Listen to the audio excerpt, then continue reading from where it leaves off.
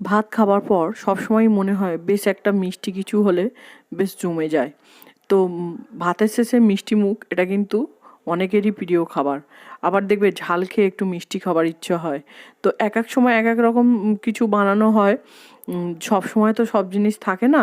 কোনো সময় টমেটোর চাটনি, কোনো সময় তোমার একটু পায়েস। তো আজকে ভাবলাম তো ওসব তো কিছু নেই, তো ঘরে যেটা আছে সেটা দিয়েই একটু মিষ্টি কিছু বানিয়ে নিই। তো আমার কাছে প্যাকেট ফালুদা মিক্স ছিল, সেটাই আমি বানিয়ে নিলাম। তো আমি কিভাবে বানিয়েছি সেটা পুরো এখানে দেয়া আছে, তোমরা দেখে নিও।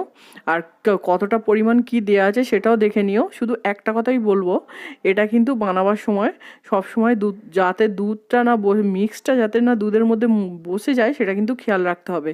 বারে বারে হাতটা নাড়িয়ে যেতে হবে। যেমন ফিরনি রান্না হয় ঠিক সেইভাবে তোমাকে নেড়ে যেতে হবে। নেড়ে যেতে যেতে যখন দেখবে সিমিটা হয়ে গেছে, তো আমার রেডি হয়ে গেছে। দেখে নাও। ভিডিওটা ভালো